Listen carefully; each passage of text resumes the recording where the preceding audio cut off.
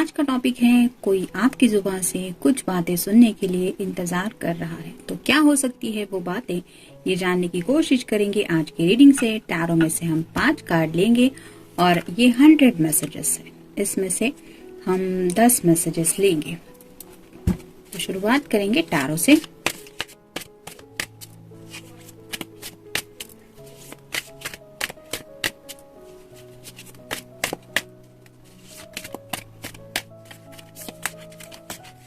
एक, 2, 3,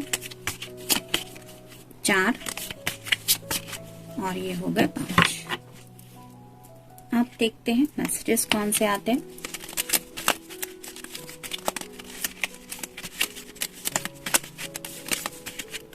एक,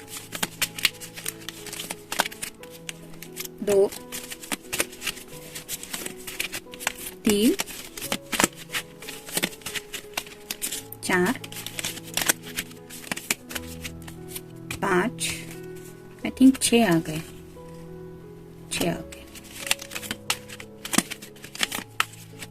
7,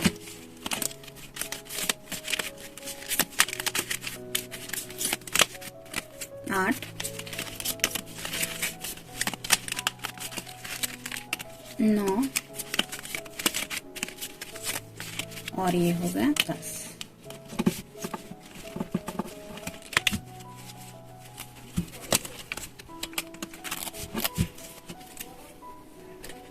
तो ये मिल गए मैसेजेस, लेकिन हम शुरुआत करेंगे टैरो से।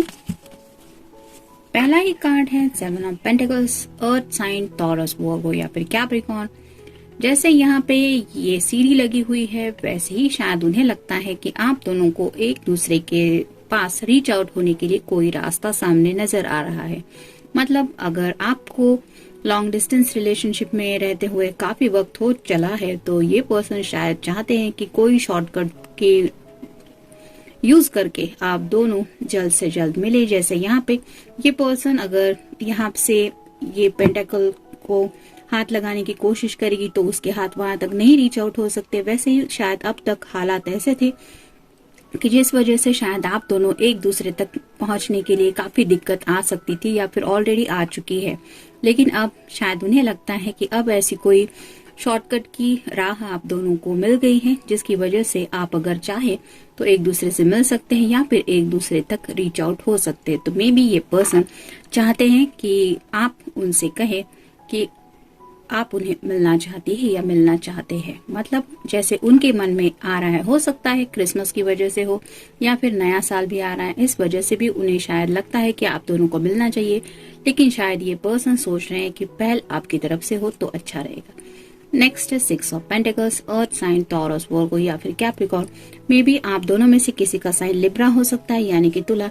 इक्वल गिव एंड टेक होना चाहिए, ऐसा उन्हें शायद लग रहा है। मतलब रिश्ते में जैसे वो आपके लिए प्यार महसूस कर रहे हैं, वैसे ही उन्हें लगता है कि आपकी तरफ से भी उन्हें कुछ रिस्पॉन्स मिलना चाहिए, जिसकी वजह से वो भी समझ पाए उस प्यार के एहसास को कि हाँ, आपके दिल में भी उनके लिए ढेर सारा प्यार है।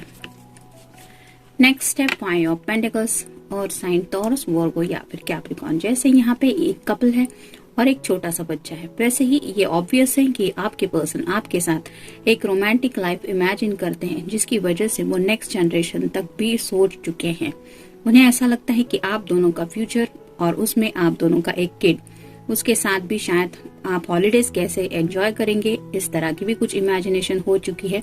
तो ये कुछ चाहते हैं कि इस रिश्ते में आगे बढ़ने के लिए आप भी तैयार है, यानी कि आप दोनों को भी कोई नेक्स्ट स्टेप लेना चाहिए, इस रिश्ते को कोई नाम देना चाहिए, या फिर ऑलरेडी अगर आपने नाम दिया है, जैसे किसी लोगों का कुछ लवर्स की टाइप एनर्जी है, तो मे बी ये पर्सन चाहते हैं कि नेक्स्ट स्टेप, यानी कि आप दोनों इस रिश्ते को आगे की लेवल तक बढ़ने के लिए शादी या एंगेजमेंट एक्सेट्रा की बात एक दूसरे से भी कहे। हो सकता है उनके मन में ये चल रहा है कि आप अगर उनसे ये बात छेड़ दे तो शायद ये प्रॉपर आपको रिस्पॉन्स दे पाएंगे उसी वक्त। नेक्स्ट है 2 ऑफ पेंटिकल्स और साइन, टॉरस, वर्गो या फिर कैप्रिकॉर्न। यहाँ पे जैसे यहाँ पे भी आप देख सकते हैं ये पर्सन बैलेंस करने की कोशिश कर रहा है, और यहाँ पे इस कार्ड में भी हमने देखा कि बैलेंसिंग ही चल रही है। पूरे कार्ड में ये जो सभी कार्ड्स आए हैं वो पेंटिकल्स के ही है। तो ये पर्सन आपके लिए एक फैमिली पर्सन समझ के ही सब बातें सोच रहा है, यानी कि ऐसा पर्सन जिसके साथ उन्हें ये जिंदगी बैलेंस होती हुई लग रही है, और इसी वजह से शायद वो भी आपसे ये उम्मीद कर रहे हैं कि आप भी उनके बिना एक अधूरापन महसूस करती हैं या करते हैं। ये बात आप उनसे कहें। Next step, 4 of wands, fire sign Aries, Leo या फिर सैजिटेरियस। मोस्टली ये शादी का कार्ड होता है। यहाँ पे भी आप देख सकते हैं एक कपल है और एक किड है। तो ये दोनों कार्ड्स ये श्योरिटी दे रहे हैं कि इस पर्सन के मन में ऐसी कुछ बात चल रही है कि सीरियस मैटर रिगार्डिंग एंगेजमेंट, शादी और उसके बाद के सब फ्यूचर को लेके बातें, तो इसके बारे में भी ये सोच रहे हैं। तो अगर आपके पर्सन ने आपको अभी तक आइडिया नहीं दिया है कि वो इस तरह से कुछ सीरियसली सोच रहे हैं, तो शायद ये चाहते हैं कि आप अपनी तरफ से उनसे पूछें कि तुमने शादी के बारे में क्या सोचा है, या फिर मैं शादी ऐसे करना चाहती हूँ या ऐसा करना चाहता हूँ। तो इस तरह की कुछ बात अगर आप छेड़ दे तो ये पर्सन समझ जाएंगे कि हाँ, आपके दिल में भी उनके जैसे ही कुछ बातें चल रही है। अब देखते हैं मैसेजेस क्या है। How you wrap your arms around me and how that make me feel secure.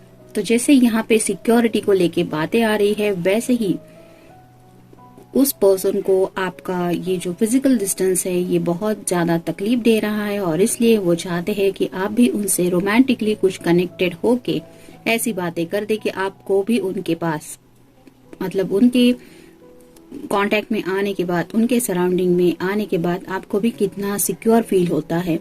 और साथ ही साथ आप दोनों जब भी एक दूसरे को हग्स एंड किसेस वगैरह देते हैं तो ये आपके लिए कितना प्यार भरा एहसास होता है। इस तरह की कुछ बातें आप ओपन अप होके उनसे डिस्कस करें, इस तरह का कुछ ये चाहते हैं। नेक्स्ट है, you laugh at my jokes even they are not funny.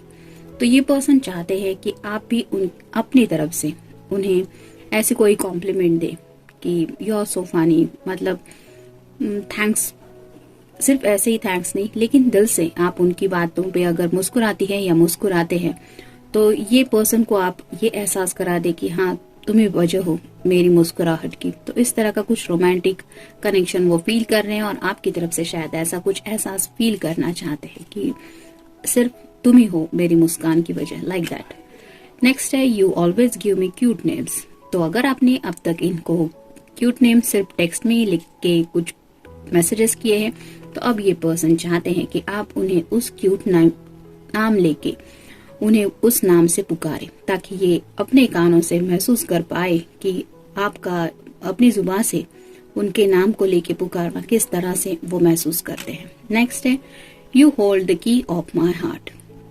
तो जैसे यहाँ पे ये कहना चाहते हैं कि आपको भी ये बोल के दिखाना जरूरी है कि हाँ, आपके भी दिल में सिर्फ उनके लिए ही जगह है, या फिर आपका दिल भी सिर्फ उनके लिए ही सोचता रहता है।